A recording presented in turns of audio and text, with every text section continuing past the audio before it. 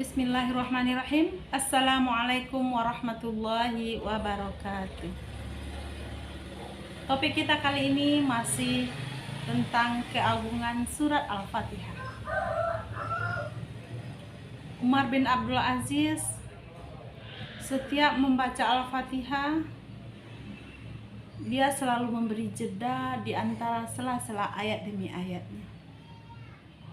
Ketika beliau ditanya, beliau menjawab bahwa beliau ingin menikmati jawaban dari Rabb-nya. Imam Ibnul Qayyim Al-Jauzi menegaskan dalam ungkapannya bahwa Allah menurunkan 104 kitab yang terhimpun dalam 3 kitab utama, yaitu Taurat, Injil, dan Zabur. Dan ketiga kitab suci utama ini keseluruhan maknanya terangkum di dalam Al-Quran. Sedangkan keseluruhan makna Al-Quran ada di dalam surat Al-Fatihah, yang intinya tertuang dalam ayat Iyyaka na'budu wa iyyaka nasta'in. Kenapa dinamai surat Al-Fatihah? Ada 2 arti untuk hal tersebut. Yang pertama, makna secara tersurat, yaitu dia pembuka Al-Quran, diletakkan di urutan pertama. Makna yang tersirat, yang keduanya makna yang tersirat, yaitu dia menjadi kunci untuk memahami keseluruhan isi Al-Quran. Maka ketika seseorang sudah memahami makna dan arti Al-Fatihah, dia akan dengan mudah memahami makna dan arti dari surat-surat yang lain setelah Al-Fatihah ini. Mari kita cermati hubungan antara surat Al-Fatihah dengan surat-surat lain. Dalam ilmu munasabah, kecocokan, kesesuaian, dan keterkaitan antara surat demi surat di dalam Al-Quran memang unik. Setiap surat dan surat itu pasti ada kesamaan dan kaitan-kaitannya.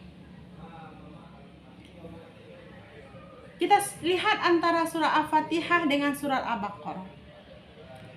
Dalam surah Al-Fatihah disebutkan ihdinas siratal mustaqim, tunjukilah kami jalan yang lurus. Lalu di awal surah Al-Baqarah disebutkan dzalikal kitabu la raiba fihi hudal lil muttaqin. Demikianlah kitab, tidak ada keraguan di dalamnya, petunjuk bagi orang yang bertakwa.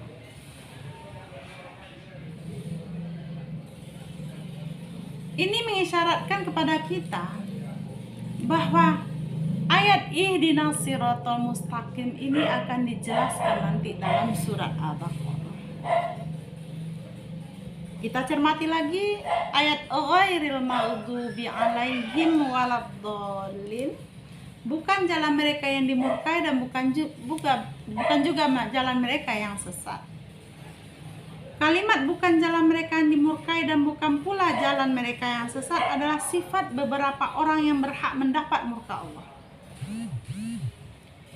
dan juga yang tersesat dari jalan Allah Subhanahu wa ta'ala.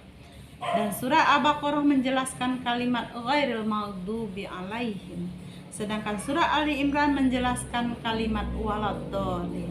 Ini nanti akan kita rasakan dan akan kita ketahui lebih dalam ketika nanti kita akan membahas kandungan surah Al-Baqarah dan surat Ali Imran.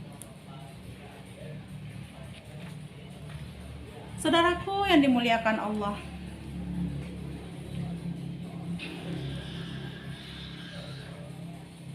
surat ini, surah Al-Fatihah ini juga meyakinkan kepada kita bahwa sebenarnya landasan hubungan kita dengan Allah adalah rahmat. Buktinya Ar-Rahmanir Rahim ini diulang 2 kali dalam surat ini. Dalam Bismillahirrahmanirrahim ada Ar-Rahman dan Rahim di situ, ada rahmat Allah. Ketika dilanjutkan dengan Alhamdulillahirabbil alamin, artinya apa? Rahmat Allah mendasari hubungan kita di alam semesta ini dengan Allah. Lalu Ar-Rahmanir Rahim kedua disambung dengan Malik Yaumiddin, kelak di yaumil akhir. Yang mendasari hubungan kita dengan Allah juga nanti adalah rahmat Allah. Kita tidak akan bisa masuk surga dengan amalan kita sendiri, tapi dengan rahmat Allah.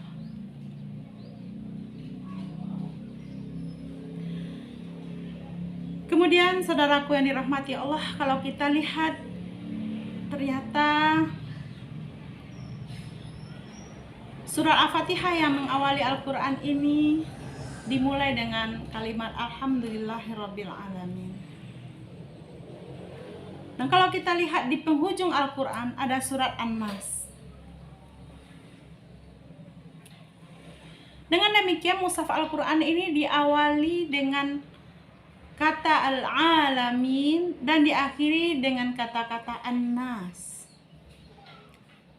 Syekh Amru Khalid dalam bukunya Khawatirul Quraniyah menyebutkan bahwa ini memberikan isyarat bahwa Al-Quran tidak hanya untuk kaum muslimin, tetapi Al-Quran ini adalah untuk petunjuk di seluruh manusia.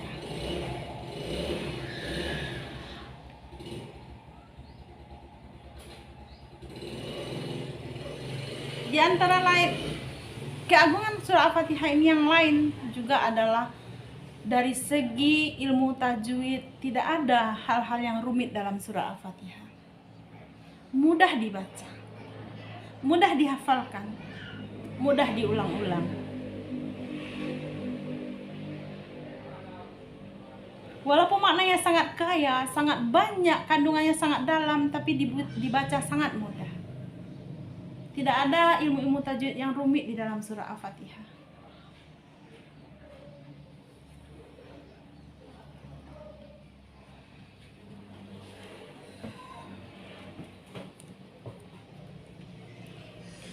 Al-Fatihah adalah paspor seorang mukmin untuk bisa menuju ketinggian munajat kepada Allah, menuju komunikasi agung dengan Rabb-Nya. Makanya di setiap sholat kita membaca surah Al-Fatihah sebagai komunikasi kita dengan Allah Subhanahu wa ta'ala.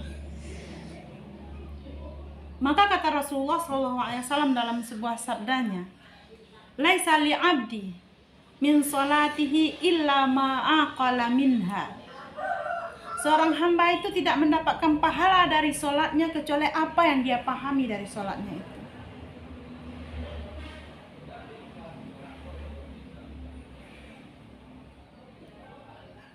Lalu apakah kita ridho kalau kita hanya mendapat sedikit saja dari sholat kita? Tentu tidak.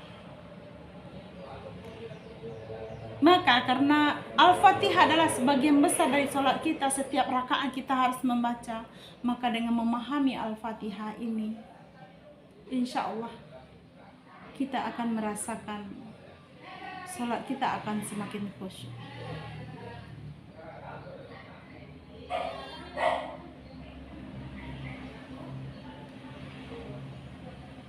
Timbangan khusyuk di sini adalah ketika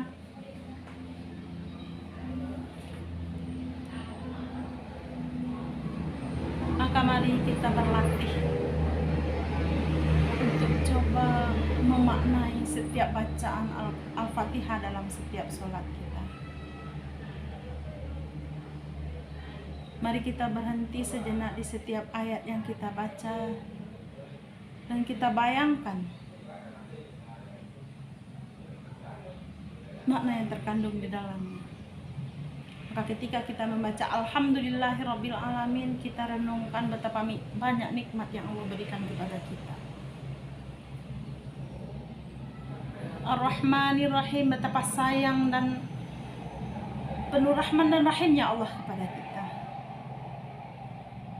Ihdinas siratal mustaqim, kita bayangkan juga para nabi, Nabi Adam, Nabi Nuh, Nabi Idris, Nabi Sulaiman, Nabi Ibrahim, dan nabi-nabi yang dikisahkan di dalam Al-Quran sebagai orang-orang yang mendapat rahmat dan nikmat dari Allah.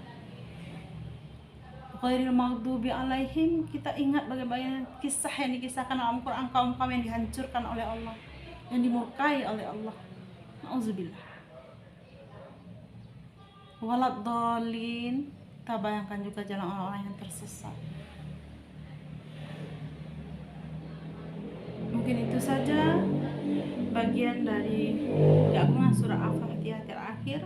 Al-haqqu min rabbik fala takunanna minal mumtarin. Assalamualaikum warahmatullahi wabarakatuh.